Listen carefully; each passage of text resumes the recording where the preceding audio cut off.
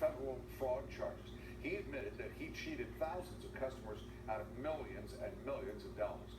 Our crime reporter Henry Lee tells us that the judge in the case called it a Ponzi scheme, saying the wine store owner promised expensive bottles to paying customers and then never delivered them. KTVU cameras were rolling as John Fox turned himself in to the U.S. Marshal's office. He wouldn't say why he and his company, Premier Cru in Berkeley, sift thousands of wine lovers around the world.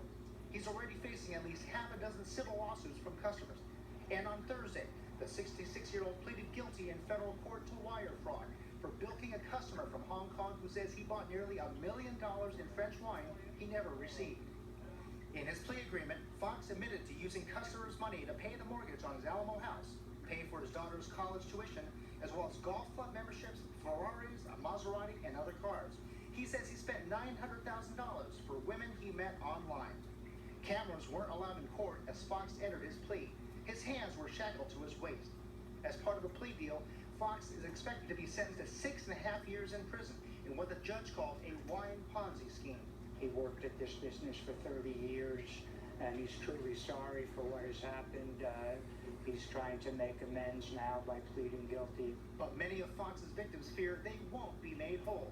They say they expected to wait a little for wine futures or vintages still in the barrel. But after waiting for years and never getting their bottles, they say Fox left them with a bitter taste. Now he owes at least $45 million to 9,000 customers. That's on top of $6.5 million he owes creditors. But earlier this year, both Premier Cru and Fox filed for bankruptcy.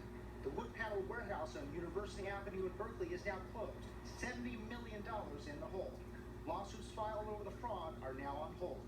He will try to make restitution as best he can, because that's part of the judgment that's going to be against him.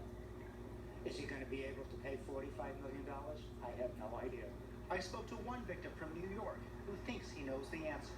Once we learned that this was not just a case of wines being delayed and received and shipped out late, that it was a scheme to roll forward deliveries and a Ponzi scheme, I knew I was not going to receive a sentence. John Fox will remain in custody until his sentencing in December. In San Francisco, Henry Lee, KTVU, Fox 2 News.